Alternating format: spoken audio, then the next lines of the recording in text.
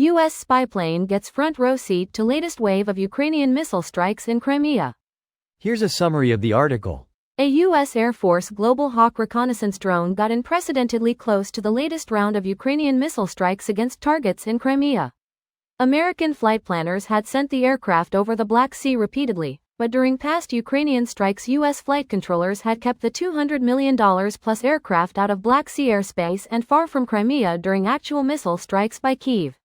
As the Ukrainian strikes went in at 2:45 local time, Wednesday Forte 12 was 190 to 200 kilometers from Sevastopol in international airspace.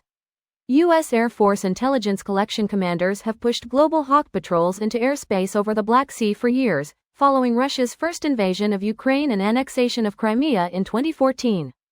During the night June 10 to 11, during which Kyiv fired off an even more punishing series of strikes against Crimean targets, open-source flight trackers showed no U.S. military or allied aircraft in the air.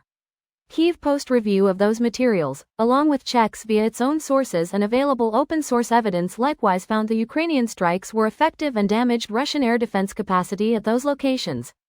The pro-Ukraine Crimean military information platform Krimsky Veter on Wednesday morning, citing partisan collected imagery, reported Russian military authorities had ordered elements of Russia's 12th Air Defense Regiment, a subordinate formation to the 31st Division, out of Sevastopol to sites in Yevpatoria and Kornomorsky, where Ukrainian missiles reportedly had struck hours earlier.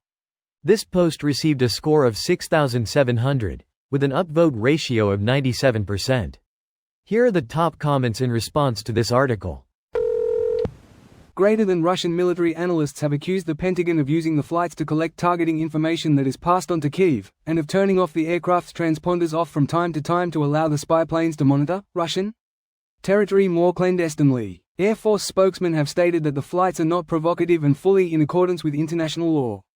I'll bet that makes some Russians unhappy. So unhappy that they destroyed one last year, and in response the U.S. Air Force just called them incompetent and sent a new one.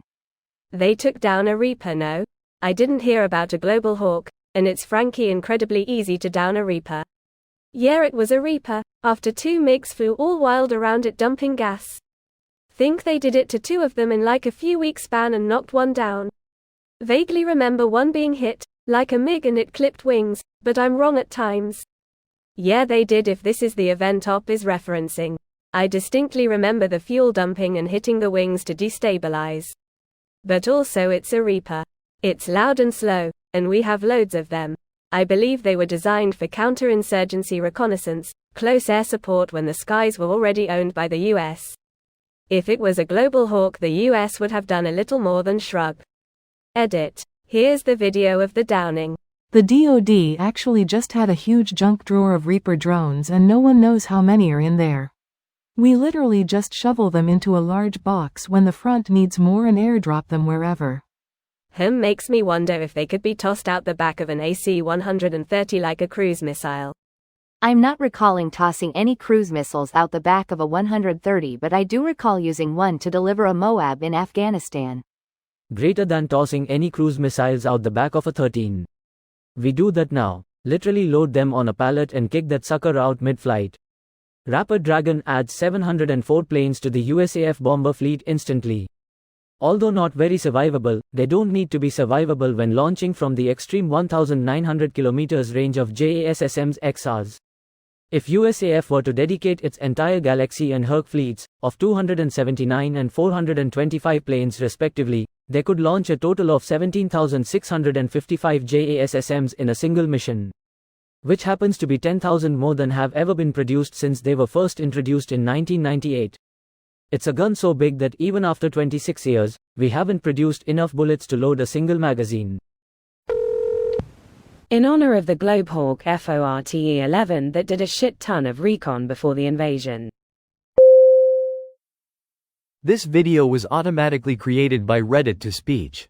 The article and comments in this video were selected from Reddit according to their upvotes, and any paraphrasing was performed by smmry.com, without any human intervention.